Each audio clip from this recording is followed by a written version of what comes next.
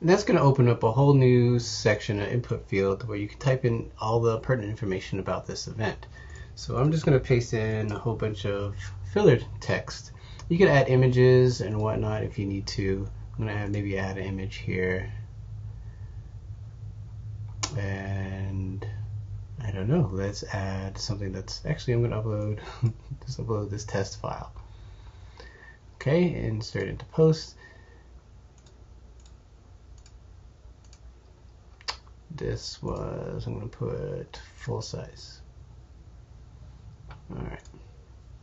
And how to add, edit text and using all these buttons are covered in the About video and also the homepage video. So I'm not going to get into all the different functionalities here that we have on the screen. It's already covered in those videos. Alright, so what if we want to set the dates? So first of all, to set the actual start date, we want to go into this publish, where it says publish immediately. We want to click on edit and choose the date that this event is going to take place. So I'm going to say July 28th, 2018. This time field is not really, it's not used, so you don't have to worry about that. Hit OK. And then you'll see, instead of the word published on the right, it's going to see scheduled. So what if you have an event that covers multiple days? So if that's the case, we have an end date field above that section. So click in there. And then let's see, we started on what? We started on July 28th. So I'm going to change the end date to July 30th.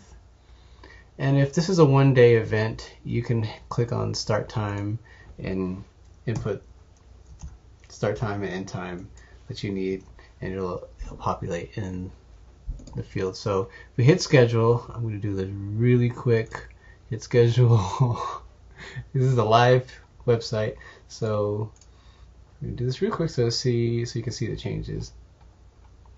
So if we scroll down, cool event. Now we didn't add, if you notice, there's no image associated with it, so because we did not add a featured image. So let's go ahead and add that. So as you see, it doesn't need a featured image. It just looks better if you have one. So I'm going to set a featured image. I'm going to use the same image that I used before.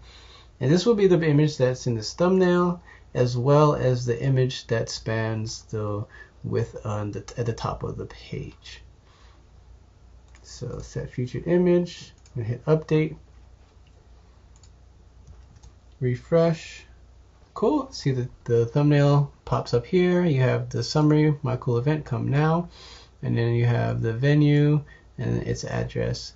Clicking on it or on the video, on the image, brings the page up.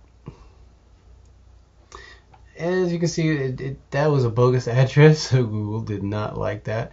So that's why the map shows up all wonky. But we do have everything. We have the venue, we have the date, we have all the information in here. One thing to keep in mind is for these banner images at the top, try to keep it as horizontal as possible.